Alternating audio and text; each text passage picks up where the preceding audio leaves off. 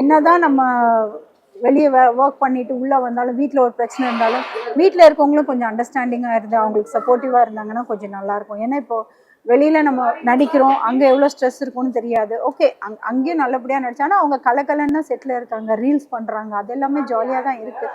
அவங்க இருக்க இடம் எல்லாமே கலக்கலன்னு இருக்குன்னு தான் கோ ஆர்டிஸ்ட் எல்லாருமே சொல்கிறாங்க.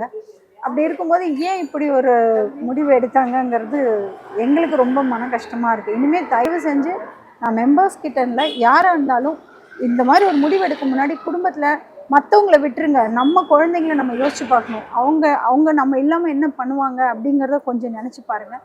இந்த முடிவு மட்டும் தயவு செஞ்சு எடுக்காதீங்க. யாராக இருந்தாலும் சரி, அது ஆம்பளைங்களா இருந்தாலும் சரி, பொம்பளைங்களா இருந்தாலும் சரி, தயவு செஞ்சு இந்த முடிவு எடுக்காதீங்க. ராஜி இருக்கிறோம், சின்னத்திரை நடிகர் சங்க உறுப்பினரும், எங்களோட சிறகடிக்க ஆசை சீரியலில் அருணோட அம்மாவா நடிக்கிறவங்களும் என்னோட நண்பர்னு சொல்லிக்கலாம். கிட்டத்தட்ட ஒரு 7-8 வருஷம் நல்ல பழக்கம். நான் ஒரு வெப் சீரிஸ் நடிக்கும்போது என் கூட நடித்தாங்க. அதுக்கப்புறம் சிறகடிக்க ஆசையில் நடித்தாங்க. நிறைய ரீல்ஸ் என் கூட பண்ணியிருக்காங்க. நிறைய ஓன் வாய்ஸ் கண்டென்ட்லாம் பண்ணியிருக்காங்க.